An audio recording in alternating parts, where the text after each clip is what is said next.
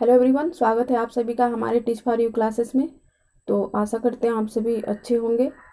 और हम देख रहे हैं कि बच्चे काफ़ी जो एक एग्ज़ाम हुआ है 107 उसके कारण बहुत काफ़ी निराश हो चुके हैं। क्या आप लोग ये बताइए कि यदि यदि आप लोग का एक पेपर मतलब ख़राब गया है या जो भी कह लीजिए, तो ऐसा तो नहीं है कि उसमें बिल्कुल भी आप लोगों को क्वेश्चन ही नहीं आ रहा है। ऐसा तो नहीं था। और यदि एग्ज़ाम टफ बनाया गया था तो सबके लिए था, केवल एक व्यक्ति के लिए नहीं था।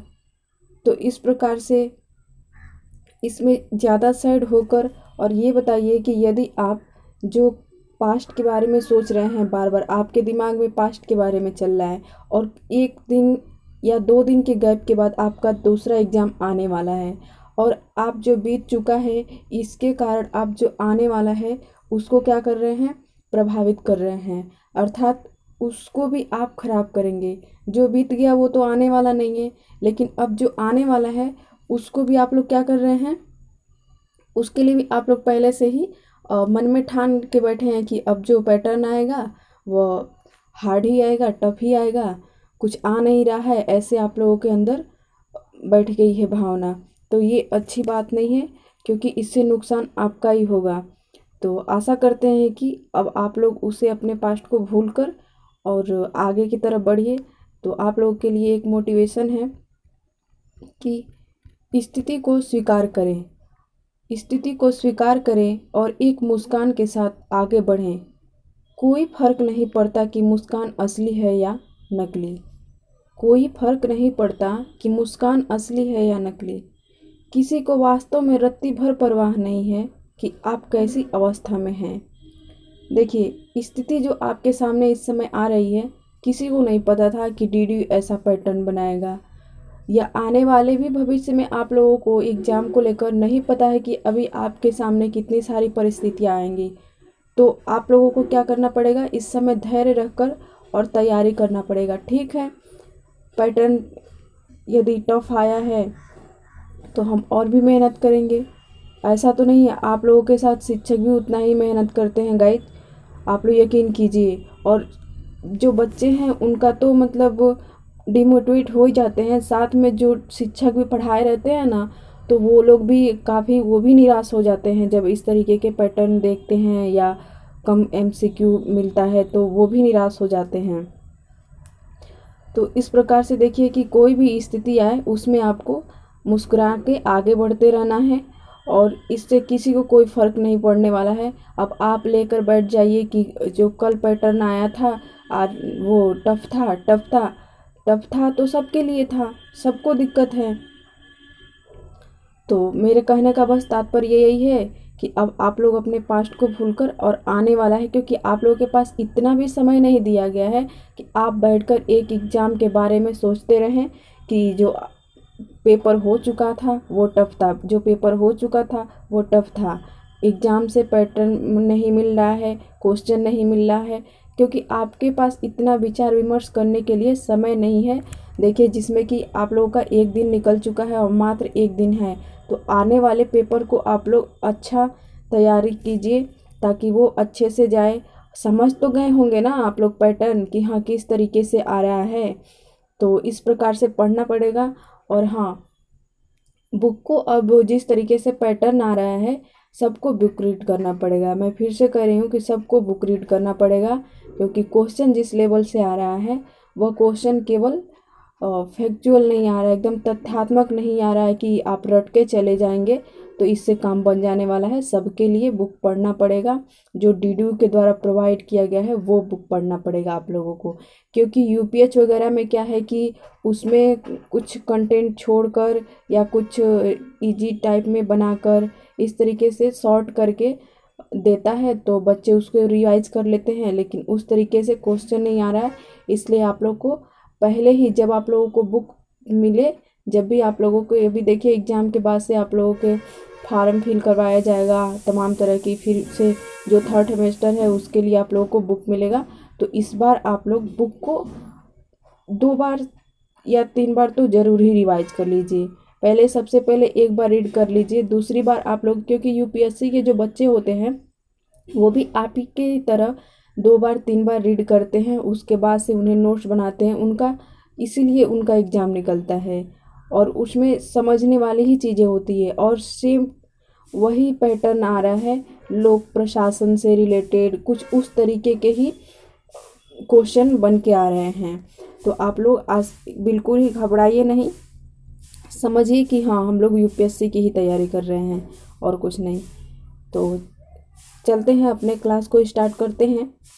आज का जो टॉपिक है वो है बुद्धि से रिलेटेड। तो चलिए कुछ लोग बुद्धि से रिलेटेड हम लोग देख लेते हैं, क्योंकि हो सकता है कि बुद्धि का टॉपिक दिया है तो आप लोगों में बुद्धि जरूर ही आएगा, चाहे वो एमसीक्यू लेवल में आए, डेफिनेशन में आए, कुछ भी आ जाए या क्वेश्चन में आ जाए। देखिए 3 तरीके से तो पहले आपके क्वेश्चन बन जा रहे हैं। एक तो एमसीक्यू में आ जा रहा है, दूसरा आप लोगों से डेफिनेशन भी पूछ लिया जा रहा है, तीसरा आप लोगों से लिखित भी लिया जा रहा है। तो एग्जामिनर का पर्पस क्या है ना, कि पहले जो बच्चे थे वो क्या करते थे, 1 साल में पेपर होता था तो 1 महीने तैयारी करते थे।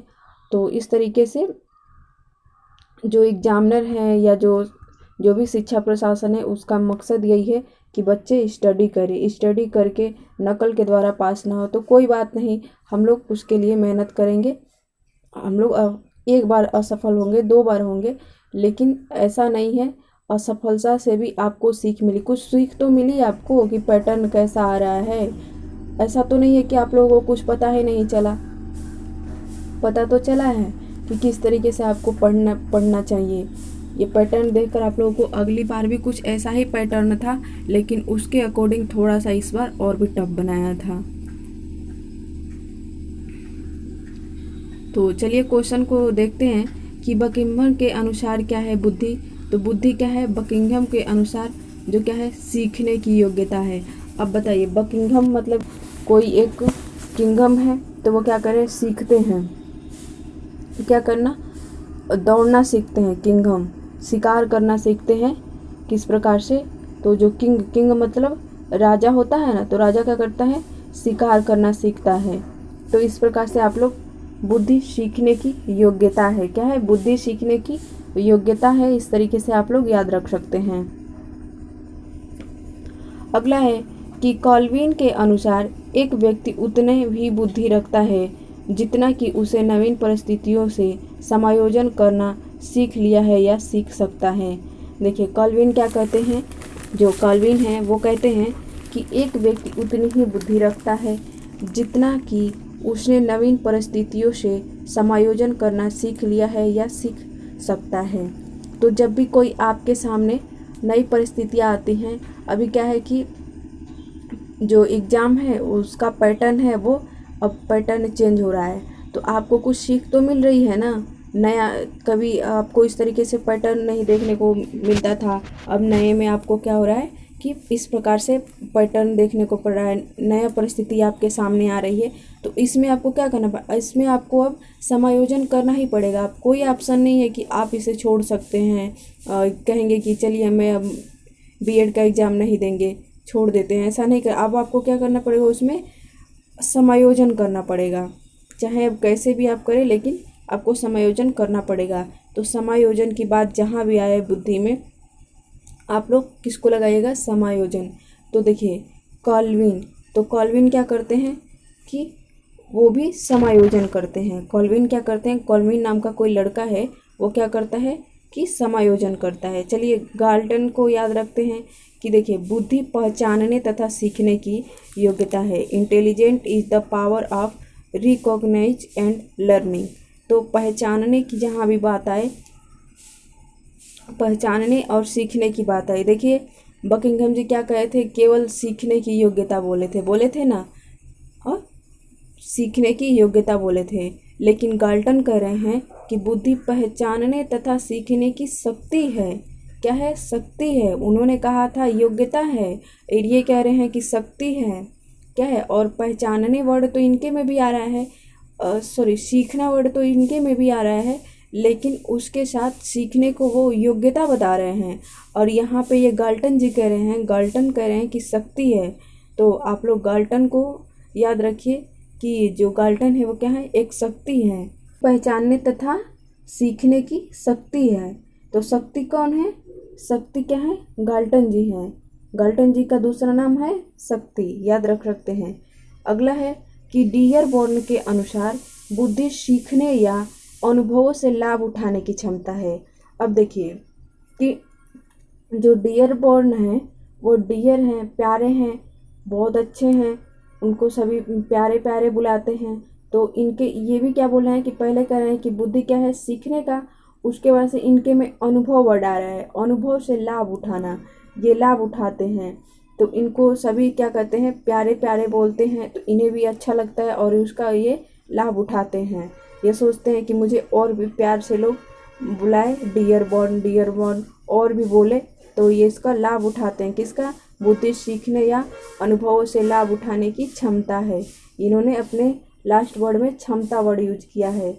और जो गाल्टन थे उन्होंने शक्ति बोला था अपने वर्ड में और लास्ट में, और जो बकिंघम है उन्होंने योग्यता बोला था। तो आप लोग ऐसे, आप लोग थोड़ा सा इसको ध्यान रखा कीजिए, तो मे भी कि आपका क्वेश्चन सही होगा। एक दिन की तो बात है, तो एक दिन आप लोग थोड़ा केयरफुली नहीं पढ़ सकते हैं बिल्कुल।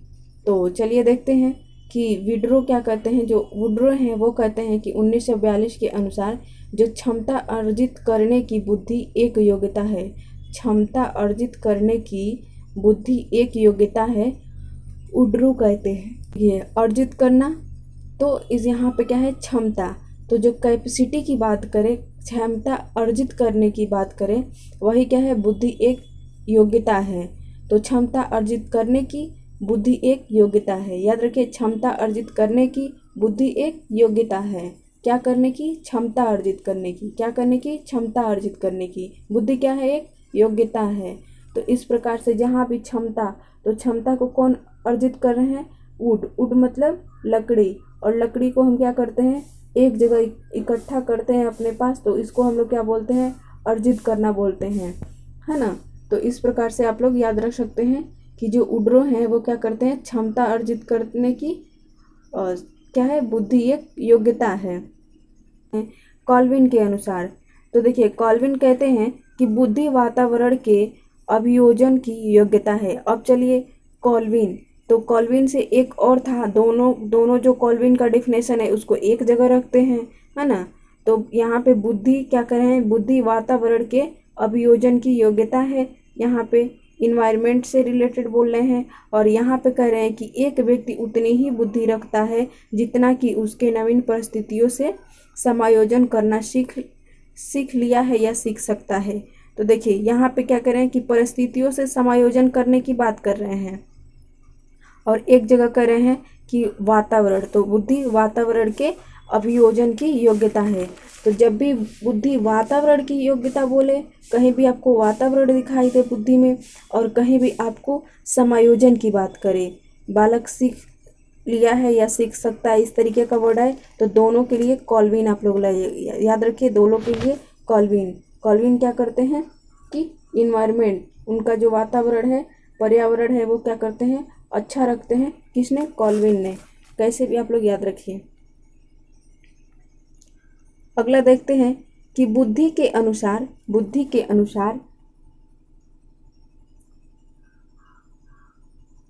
बुद्धि अपेक्षाकृत नवीन परिस्थितियों से अभियोजन क्षमता है। बुद्धि अपेक्षाकृत, तो यहाँ पे क्या होगा, रिलेटिव, है ना, उससे संबंधित जो है वो क्या करते हैं, न्यू सिचुएशन अर्थात नई परिस्थितियों से अभियोजन करता है। तो इसकी क्षमता है, एडॉप्ट करता है, तो अभियोजन करता है। तो इस प्रकार से क्या होगा कि बुद्धि अपेक्षाकृत नवीन परिस्थितियों से अभियोजन क्षमता है, बर्ट कहते हैं। तो बर्ट से आप लोग याद रख सकती है कि बुद्धि क्या है, नवीन है। तो बर्ट को आप लोग इससे याद रखिए, शर्ट। तो शर्ट में क्या किया जाता है, बर्ट को आप लोग शर्ट से आप लोग याद रखिए, नवीन, यहाँ पे भी है नवीन परिस्थितियों से अभियोजन करना, और वहाँ पे क्या था कि समायोजन करना, वहाँ पे समायोजन करना था, और यहाँ पे नवीन परिस्थितियों से अभियोजन की वर्ड है ना। और यहाँ पे बुद्धि अपेक्षाकृत वर्ड है, अपेक्षाकृत, इसे आप लोग याद रख सकते हैं। चलिए ईस्टर्न कहते हैं, ईस्टर्न, ईस्टर्न मतलब हमने क्या बताया था कि एकदम खड़ा रहने की बात हो, स्टैंड हो। तो देखिए बुद्धि जीवन की नवीन परिस्थिति साथ समस्याओं के साथ अनुकूलन करने की समान योग्यता है। तो नवीन परिस्थितियों की बात यहाँ पे भी कहा जा रहा है, लेकिन यहाँ पे समस्याओं के साथ क्या किया जा रहा है, अनुकूलन किया जाए। तो जो भी क्या करता है समस्या का को आप कैसे मैनेज करेंगे, तो आप क्या करेंगे, उसके लिए आपको स्टैंड रहना पड़ेगा, खड़े रहना पड़ेगा एनी टाइम, तभी तो आप किसी भी समस्या का समाधान कर सकते हैं। तो यहाँ पे क्या है कि समस्याओं के साथ अनुकूलन करने की सामान्य योग्यता है। क्या है, सामान्य योग्यता है। तो जहाँ भी आपको ईस्टर्न दिखे तो क्या है, समस्याओं के साथ अनुकूलन करने की सामान्य योग्यता है। चलिए आगे बढ़ते हैं कि वैगनन क्या कहते हैं। वैगनन से आप लोग वैगन याद रख सकते हैं। तो वैगन क्या कहते हैं कि अपेक्षाकृत नवीन, नई व परिवर्तित स्थितियों को समझने तथा उनके अनुसार समायोजित करने की योग्यता बुद्धि है। तो अपेक्षाकृत नई व परिवर्तित स्थितियों को समझने तथा उनके अनुसार समायोजित करने की योग्यता बुद्धि है। तो यहाँ पे वैगनन राइट आंसर हो जाएगा, वैगनन। अगला है क्रूज। तो क्रूज से आप लोग याद रखते हैं क्रूड। तो जो व्यक्ति क्रूर होते हैं वो क्या करते हैं कि बुद्धि किसी नई और विभिन्न परिस्थितियों में उचित प्रकार के समायोजन की क्षमता है। नई और विभिन्न, विभिन्न आपको जहाँ भी दिखाई दे कि विभिन्न परिस्थितियाँ, देखिए अभी तक नई परिस्थिति आपको दिख रहा था, लेकिन क्रूज के डिफिनेशन में नई और विभिन्न परिस्थितियाँ आपको मिलेगा। तो इस प्रकार से आप लोग याद रख सकते हैं कि क्रूज जो है वो नई और विभिन्न, अलग रहते हैं क्रूज, विभिन्न, विभिन्न मतलब अलग। तो यहाँ पे आप लोग रॉश को देख सकते हैं, रॉश का ज़्यादा इम्पोर्टेंट है, रॉश को आप लोग देख लीजिए कि चेतना। तो जहाँ भी चेतना वर्ड आए, चेतना नई परिस्थितियों में अनुकूलन करना ही बुद्धि है। तो रॉश क्या कहते हैं, रॉश क्या अपने चेतना को क्या करते हैं, नई परिस्थिति में अनुकूलन करें। आप लोग याद रख, चेतना है तो उसको नई परिस्थितियों में अनुकूलन करना कहते हैं। तो इस प्रकार से इसको आप लोग याद रख सकते हैं। अगला है कि उडवर्थ। उडवर्थ जो है वो बुद्धि का अर्थ विवेक का प्रयोग करना है, बुद्धि का अर्थ विवेक का प्रयोग करना है। तो जो उड हैं वो क्या कहते हैं कि बुद्धि का अर्थ ये होता है कि आप विवेक का प्रयोग कीजिए। तो कोई जो उडवर्थ है वो कहते हैं कि बुद्धि का अर्थ विवेक का प्रयोग करना है। तो आप लोग इसको याद रख सकते हैं कि बुद्धि का अर्थ विवेक का प्रयोग करना है। थॉर्नडाइक क्या कहते हैं कि वास्तविक परिस्थितियों के अनुसार अपेक्षाकृत प्रतिक्रिया की योग्यता ही बुद्धि है। देखिए थॉर्नडाइक में आपको मिलेगा वास्तविक अर्थात रियलिटी, रियलिटी वर्ड मिलेगा आपको। तो यहाँ पे वास्तविक परिस्थिति के अनुसार अपेक्षित प्रतिक्रिया की योग्यता ही बुद्धि है। आप 2 बार 3 बार इसको पढ़ेंगे तो आपके माइंड में सेट हो जाएगा कि वास्तविक परिस्थितियों के अनुसार अपेक्षाकृत प्रतिक्रिया की योग्यता ही बुद्धि है। चलिए अगला देखते हैं कि गैरेट क्या कहते हैं। गैरेट को आप लोग याद रख सकते हैं कि बुद्धि ऐसी समस्याओं को हल करने की योग्यता है जिसमें ज्ञान और प्रतीक के प्रयोग की आवश्यकता होती है, जैसे शब्द, अंक, रेखा चित्र, समीकरण और सूत्र। तो जहाँ भी देखिए यहाँ पे क्या है, बुद्धि की डिफिनेशन है, लेकिन दिया क्या गया है, मैथ के सारे वर्ड दिए गए, सूत्र, समीकरण, रेखा। तो मैथ में सबसे ज़्यादा कौन है तेज, तो कैरेट जी हैं, कैरेट। चलिए यहाँ पे एक बुद्धि से रिलेटेड है कि सर्वप्रथम बुद्धि परीक्षण के निर्माता बीने ने बुद्धि को अमूर्त चिंतन का स्वरूप माना और ठीक से निर्णय लेना, तर्क करना और समझना आदि बुद्धि के आवश्यक कार्य व्यक्त किए। बीने के अनुसार समझ, आविष्कार, लक्ष्य व आलोचना, इन 4 शब्दों में बुद्धि छिपी है। देखिए सबसे पहले जो बीने थे ने, उन्हीं ने दिया था बुद्धि के बारे में।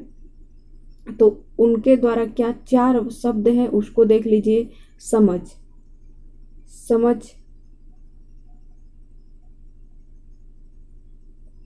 आविष्कार, इन्वेंशन, कॉम्प्रिहेंशन, डायरेक्शन और क्रिटिसिज्म। आलोचना। तो क्रिटिसिज्म, डायरेक्शन, इन्वेशन और कॉम्प्रहेंस, समझ, आविष्कार, लक्ष्य और आलोचना। तो यहाँ पे समझ, लक्ष्य, समझकर लक्ष्य की तरफ जाएंगे और आविष्कार और आलोचना। तो ऐसे आप लोग 4 वर्ड रख सकते हैं किसके लिए, बीने के लिए। बीने टर्मन तो आपको याद होगा कि बुद्धि अमूर्त की बात करते हैं। क्या है, बुद्धि अमूर्त चिंतन की योग्यता है। ये भी इनके वर्ड में क्या है, और जो बकिंघम थे उन्होंने बोला था कि बुद्धि सीखने की योग्यता है, और टर्मन कहते हैं कि बुद्धि अमूर्त चिंतन की योग्यता है। इनके में आप लोग क्या जोड़ लीजिएगा, अमूर्त चिंतन जोड़ लीजिएगा, है ना।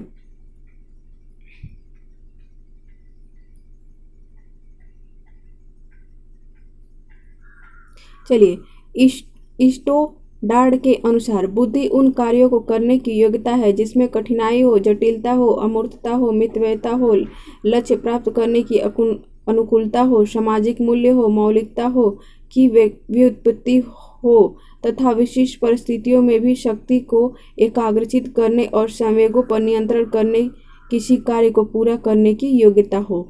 तो इन्होंने जो भी डिफिनेशन दिया है इसमें बहुत सारे वर्ड बोले हैं। तो आप लोग स्टोर्ड, तो स्टोर्ड से आप लोग स्टोन याद रखिए, और स्टोन जो होता है वो महंगे मिलते हैं बहुत सारे।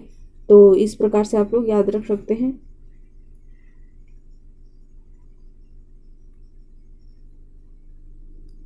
अगला है कि वैश्लर। तो वैश्लर क्या कहते हैं, वैश्लर के अनुसार बुद्धि व्यक्ति की उन सब व्यापक योग्यताओं व क्षमताओं का एकीकरण है जो उसकी क्रियाओं को उद्देश्यपूर्ण बनाती है, उसकी विचार प्रक्रिया को तर्कसंगत बनाती है तथा वातावरण का सामना करने में उसके व्यवहार को प्रभावशाली बनाती है। तो बुद्धि क्या है, बुद्धि व्यक्ति की उन सब व्यापक योग्यताओं व क्षमताओं का एकीकरण है। क्या है, एकीकरण है, जो उसकी क्रियाओं के उद्देश्यपूर्ण बनाती है। जो उसकी क्रिया है उसका कोई उद्देश्य बनाती है, और उसकी विचार प्रक्रिया को तर्क संगत बनाती है। उसकी जो थिंकिंग लेवल है उसको तर्क बनाती है, तर्क सोचने वाला, है ना। और तथा वातावरण का सामना करने के लिए उसका व्यवहार को प्रभावशाली बने, मतलब कि वातावरण का वो सामना कर सके, इस प्रकार से उसके व्यवहार में परिवर्तन लाती है। तो ये जो किसके द्वारा, सैडले के द्वारा कहा गया है। वैश्लर आप लोग याद रखिए, वैश्लर। चलिए, यहाँ कुछ छोटा बड़ा सारा है तो इसको फिर वही है, रिवीजन के तौर पे देखते हैं। देखिए, वुडवर्न क्या कहते हैं, वुडवर्थ है तो बुद्धि कार्य करने की एक विधि है। देखिए, अब किसी के डिफिनेशन में कार्य से रिलेटेड वर्ड नहीं आया था, लेकिन जो वुडवर्न है वो क्या कहते हैं कि बुद्धि जो है वो कार्य करने की क्या है, विधि है ना, विधि है। और वुडरो क्या कहते हैं कि बुद्धि ज्ञान का अर्जन करने की क्षमता है। वुडरो क्या करते हैं, उड मतलब लकड़ी, और लकड़ी का हम लोग बताए थे कि क्या करते हैं, अर्जित करते हैं, किस लिए, चूल्हा जलाने के लिए, या कैसे भी आप लोग याद रख सकते हैं। तो बुद्धि ज्ञान का अर्जन करने की क्षमता है। तो उड्रो आप लोग याद रखिए, बुद्धि ज्ञान की अर्जित करने की या अर्जन करने की क्या है, क्षमता है। टर्मन, बुद्धि अमूर्त विचारों के बारे में सोचने की योग्यता है। गाल्टन, बुद्धि पहचानने तथा सीखने की शक्ति है। शक्ति बताए थे ना किसको कहा जाएगा, गाल्टन को। यदि व्यक्ति अपने वातावरण से सामंजस्य करना सीख लिया है या सीख सकता है तो उसमें बुद्धि है। तो जो भी अपने वातावरण को, ये भी कॉल्विन के द्वारा बताए थे कि वातावरण की बात करें तो आप लोग किसको लगाइएगा, कॉल्विन को लगाइएगा। चलिए, थॉर्नडाइक को हमने बताया था कि वास्तविक परिस्थिति के अनुसार, जहाँ भी आपको वास्तविक परिस्थिति आपको पहला वर्ड में मिले तो आप लोग टिक कीजिएगा थॉर्नडाइक। चलिए, बर्ट क्या कहते हैं, बर्ट मतलब शर्ट हमने बताया था, और शर्ट को बोला था कि नया होना चाहिए। तो सापेक्षता नवीन परिस्थितियों में अच्छी तरह से अभियोजित करने की योग्यता को बुद्धि कहते हैं। तो शर्ट को हम लोग क्या करते हैं, अच्छे प्रकार से अभियोजित को आप लोग सुशोभित याद रखें। तो इस प्रकार से ये हो जाएगा। और बर्ड का हो गया। क्रूज का देखते हैं कि क्रूज क्या कहते हैं। तो क्रूज जो है वो अभियोजित करते हैं, इनके में भी अभियोजन है कि बुद्धि नवीन एवं विभिन्न, तो ये अलग हो जाते हैं। क्रूज गुस्सा होकर, और विभिन्न, विभिन्न मतलब अलगाव होता है ना, विभिन्न मतलब अलग अलग तरह के। तो क्रूज जो है वो क्रूज होकर क्या होते हैं, अलग परिस्थितियों में रहते हैं, विभिन्न परिस्थितियों में रहते हैं। तो आप लोग इनके वर्ड में आपको मैकडूगल, देखिए मैकडूगल का बहुत ज़्यादा क्वेश्चन आता है। तो बुद्धि जन्मजात प्रवृत्ति को अतीत के अनुभवों के प्रकाश में सुधारने की शक्ति है। बुद्धि जन्मजात प्रवृत्ति को अतीत के अनुभवों के प्रकाश में सुधारने की, देखिए इन्होंने, इनका कहने का अर्थ यह है कि जो बुद्धि है वो जन्मजात प्रवृत्ति को अतीत के अनुभव से, जैसे कि आपने क्या किया, कल का जो परसों का एग्जाम आपने दिया, उससे आपने क्या सीखा कि उससे कुछ अपने अनुभव सीखा कि पैटर्न कैसे आ रहा है। तो अब आप क्या करेंगे, उससे आपने सीख लिया कुछ, तो ये आपकी क्या है, बुद्धि है। अब ऐसी आप दोबारा गलती नहीं करेंगे कि आप बुक रीड करके नहीं जाएंगे। अब अगला सेमेस्टर में आप बुक रीड करके जाए, तो आपने कुछ सीख लिया ना, वहाँ से अनुभव लिया ना, तो वो जो अनुभव है जो कि अपने अतीत से लिया जाता है, तो वो क्या है, मैकडूगल के द्वारा। तो जहाँ भी बुद्धि को अतीत की बात करें कि अतीत के अनुभव से लिया जाता है, तो आप लोग मैकडूगल लगाएंगे, है ना। तो मैकडूगल आप लोग लगाएंगे। और चलिए देखते हैं बकिंघम। तो बकिंघम का हमने शुरू में ही बताया था कि सीखने की योग्यता ही बुद्धि है। तो इस प्रकार से गेट्स और अन्य के अनुसार देखते हैं कि बुद्धि परीक्षण व्यक्ति की संपूर्ण योग्यता का माप नहीं करती, परंतु वे उस एक अतीत महत्वपूर्ण पहलू का अनुमान करता है जिसका भौतिक सफलता से और कुछ मात्र में अधिकांश अन्य क्षेत्रों से निश्चित संबंध है। यही कारण है कि बुद्धि परीक्षाएं शिक्षा की महत्वपूर्ण साधन बन गई है। तो जहाँ भी आपको दिखाई दे कि यही कारण है कि बुद्धि परीक्षाएं शिक्षा की महत्वपूर्ण साधन बन गई है, तो आप लोग गेट्स लगा दीजिए। जब परीक्षा देने जाते हैं तो आपको गेट्स पे क्या होता है कि महत्वपूर्ण साधन के तौर पे आपको क्या दिया गया रहता है, अनुक्रमांक दिया गया रहता है, उसके द्वारा आप लोग आसानी से अपने रूम में चले जाते हैं। चलिए अगला क्वेश्चन है कि बीने। तो बीने जी क्या कहते हैं कि जो बालक अपनी आय समूह से उच्च आय समूह वाले बालकों के प्रश्नों का हल कर लेते हैं वे श्रेष्ठ बुद्धि कहलाते हैं। यदि बालक अपनी आय समूह से कम समूह वाले बालकों के प्रश्नों का हल कर पाते हैं, तो नहीं कर पाते हैं, तो वह मंदबुद्धि बालक कहलाते हैं। तो जहाँ भी अपनी आयु से रिलेटेड कंपेयर करके बात करें कि जो अपने आयु से बालक जो समूह वाले हैं उनके जो यदि प्रश्न हल कर लेते हैं, तो वो क्या कहलाएंगे, वो बुद्धि वाले बालक कहलाएंगे, श्रेष्ठ बुद्धि वाले बालक कहलाएंगे। और यदि अपने से जो सामान्य बालक हैं उनका ही जो भी वर्क है वो नहीं कर पाते हैं, तो वो क्या कहलाएंगे, मंद बुद्धि कहलाएंगे।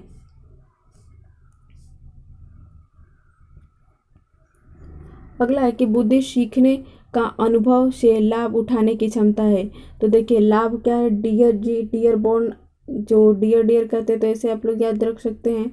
बताया गया था वेस्लर ने वयस्कों के लिए स्केल तैयार किया था। तो कब किया था, तो 1939 में किया था।